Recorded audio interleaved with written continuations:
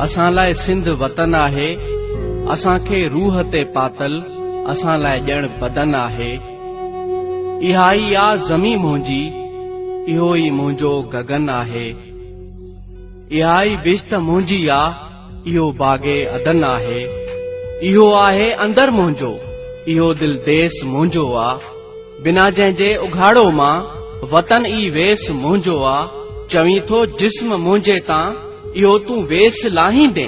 करे लीड़ूं लिंगन जूं तूं, बदन मुंहिंजो विरहाईंदे। कंदे टुकड़ा मोहब्बत जा, नवां नक्शा बणाईंदे। लिकी जे वार करणू थई, असांखे रूह पंहिंजे खां अगरि जे धार करणू थई। अचे को खून जो दरिया, अवल सो पार करणू थई। इहे बहरूप ॼाणू था, इहा रग रग सुञाणू था। न कोई दीन तुंहिंजो आ, दिलीअ जा ठग ॼाणू था। सदा तूं नान जो नौकर, मिटीअ जो मान छा ॼाणी। अंदर जा द्वार खोले तूं, करण महिमान छा ॼाणी। ॾींहनि जे जीअ में जायूं, इहे अहसान छा ॼाणी।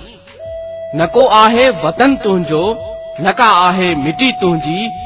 सफ़ा तारीख़ गारुनि जा, इहा दिल जी घिटी तुंहिंजी। लिकी तूं वेह लंडन में, निभाए नांग सां रिश्ता। वॾनि तुंहिंजे सदिन खां जे, कया पे नांग सां रिश्ता। महाजिर सोच तुंहिंजी आ, सदाई जा रुली आहे। इहा हिजरत नसीबन में, अज़ल खां ई लिखी आहे। सदा तो लज लालच ते, विकी आहे विकी आहे। ग़ुलामीअ खे गिचीअ में तो, सदाई हार जीअं पातो। कॾहिं तो मीर ग़ालिब खे, किथे हो प्यार जीअं पातो। सचल जो सुंग छा आहे, लतीफ़ी लात छा ॼाणी। संदन पुरनूर आसण में रही का रात छा ॼाणी। सिकन ते ओ सुम्हण वारा, ॾुखनि जी ॾात छा ॼाणी। गंगा जमुना जे पाणीअ सां, निभायो कोन तो नातो।